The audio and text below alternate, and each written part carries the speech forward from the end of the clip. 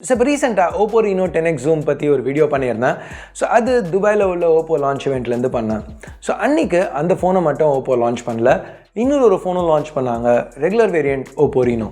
So இன்றைக்கி இந்த வீடியோவில் அந்த ரெகுலர் OPPO Renoவை அன்பாக்ஸ் பண்ணி பார்க்கலாம். ஹே guys, என் பேர் ஆஷ், நீங்கள் பார்த்துட்டு இருக்கிறது C4ETech தமிழ். வீடியோ பிடிச்சிருந்துச்சுன்னா மறக்காமல் கீழே இருக்க thumbs up button, subscribe, bell icons இதெல்லாம் ப்ரெஸ் பண்ணுங்கள். இப்போ நம்ம வீடியோவுக்கு போகலாம்.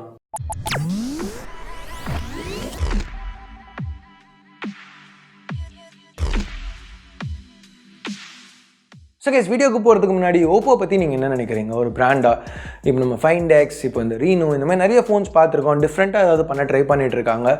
ஸோ ஓப்போவோட இனோவேஷன்ஸ் நல்லா இருக்குதுன்னு நினைக்கிறீங்களா, இல்லைனா தேவையில்லாமல் பண்ணிகிட்ருக்காங்கன்னு நினைக்கிறீங்களா, கரெக்டாக ஒர்க் அவுட் ஆகலன்னு நினைக்கிறீங்களா? உங்கள் கருத்து என்ன ஓப்போ பற்றி கீழே கமெண்ட்ஸில் சொல்லுங்கள். ஸோ எனிவே, இதுதான் ரீனோவோட பாக்ஸ். கொஞ்சம் டிஃப்ரெண்ட்டாக இருக்குது, மற்ற பாக்ஸஸோட இன்னும் கொஞ்சம் லென்த் அதிகமாக நேரோவாக இருக்குது.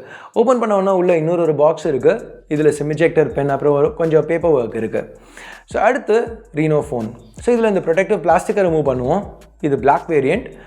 ஸோ இங்கே நான் பில்டப் பற்றி ரொம்ப அதிகமாக இங்கே பேச போகிறதில்ல, ஏன்னா ரீனோ 10x ஜூமில் இருக்கிற மாதிரி தான் கிட்டத்தட்ட இங்கேயும் இருக்குது. ஃப்ரண்ட் அண்ட் பேக் கிளாஸ் கொடுத்துருக்காங்க, இன் பிட்வீன் மெட்டல் கொடுத்துருக்காங்க, 16 மெகா பிக்சல் அந்த ஷார்ப் ஃபின் செல்ஃபி கேமரா, பின்னாடி இந்த ceramic dot, under display finger print scanner, எல்லாமே ஏற்கனவே பார்த்த மாதிரி தான் இருக்குது. ஸோ இங்கே அந்த ரீனோ 10x ஜூம்லேருந்து என்ன மாறி இருக்குது அப்படிங்கிறதுல ஃபோக்கஸ் பண்ணுவோம். ஸோ முதல்ல டிஸ்பிளே.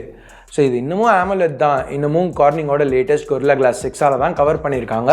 ஆனால் டிஸ்பிளே கொஞ்சம் இப்போ சின்னது, 6.4 inches. ஆனால் இன்னமும் பார்க்க ரொம்ப நல்லா தான் இருக்குது. ரெண்டாவது மேஜர் சேஞ்ச்னு பார்த்தா, இதில் வந்து அந்த 10x ஜூம்ங்கிறது பேரில் இல்லை, அதனால அஃப்கோர்ஸ் அந்த 10x ஜூம் கேமரா கிடையாது. அது மட்டும் இல்லாமல் இந்த அல்ட்ரா வைட் கேமராவும் இங்கே கிடையாது. இங்கே பின்னாடி 2 கேமரா தான், ப்ரைமரி மாற்றலை, அதே IMX586 sensor 48 mega pixels, secondary வந்து ஒரு 5 மெகா பிக்சல் டெப்த் சென்சர் கொடுத்துருக்காங்க. ப்ரைமரிக்கு இன்னும் அதே f1.7 லென்ஸ் தான் கொடுத்துருக்காங்க. நீங்கள் பார்க்குற ஷார்ட்ஸ் எல்லாம் இந்த கேமரா வச்சு எடுத்தது தான். எப்படி இருக்குன்னு நினைக்கிறீங்க? எனக்கு வந்து டைனாமிக் ரேஞ்ச் ரொம்ப பிடிச்சிருந்துச்சு, டீட்டெயில்ஸும் நல்லா இருந்த மாதிரி தான் தெரிஞ்சுது, கலர்ஸும் ரொம்ப நேச்சுரலாக இருந்துச்சு.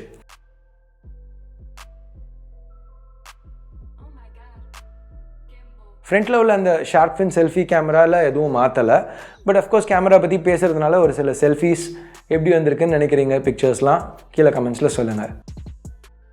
ஸோ வீடியோன்னு வரையில் திருப்பி ஒரு சின்ன சேஞ்ச். ஓப்போ ரீனோவில் 4K 30 FPS வரைக்கும் தான் சப்போர்ட் இருக்குது, ப்ரைமரி கேமரா மாறாட்டியும். ஏன்னா உள்ள சிப் இங்கே மாறி இருக்குது. இங்கே ஓப்போ Snapdragon 710 சிப் யூஸ் பண்ணியிருக்காங்க. பட் ரேம் ஸ்டோரேஜ் இன்னமும் 6 இல்லை 8 GB ரேம், 128 இல்லை 256 GB ஸ்டோரேஜ். இன்னொரு டிஃப்ரென்ஸ் என்னென்னா, ரீனோ 10x ஜூமில் ஹைப்ரிட் சிம் ஸ்லாட் இருந்துச்சு, ஸோ மைக்ரோ SD ஆப்ஷன் இருக்குது.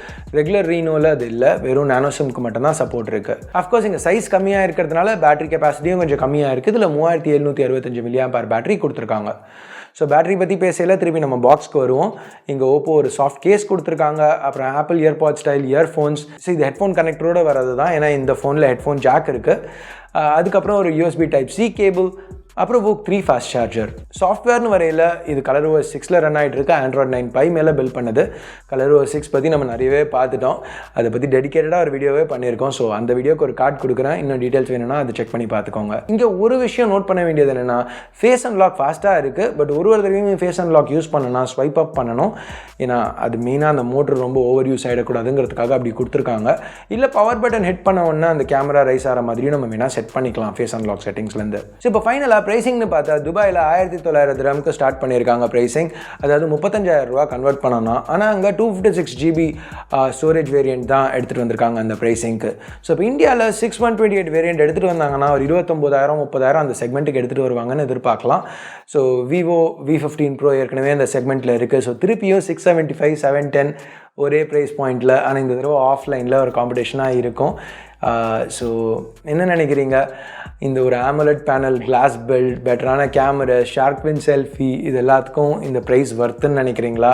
இல்லை ரியல்மி, ரெட்மி வாங்கிட்டு போயிடலாம், அதுதான் வேல்யூ ஃபார் மணி பெட்டர் அப்படின்னு நினைக்கிறீங்களா? உங்கள் கருத்தை கீழே உள்ள கமெண்ட் செக்ஷனில் சொல்லுங்கள்.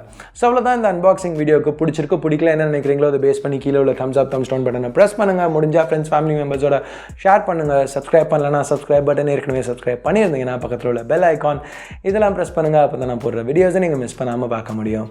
ஸோ இந்த வீடியோஸை இது வரைக்கும் பார்க்கலனாலோ, எங்களோட இன்னொரு சேனல் FTJ தமிழை பார்க்கலனாலோ செக் பண்ணி பாருங்கள், மேபி உங்களுக்கு பிடிக்கலாம். ஸோ அடுத்த வீடியோவில் உங்களை திருப்பி சந்திக்கிற வரைக்கும் என் பேர் ஆஷ், நீங்கள் பார்த்துட்டு இருக்கிறது C4ETech Tamil. Have a nice day. Bye.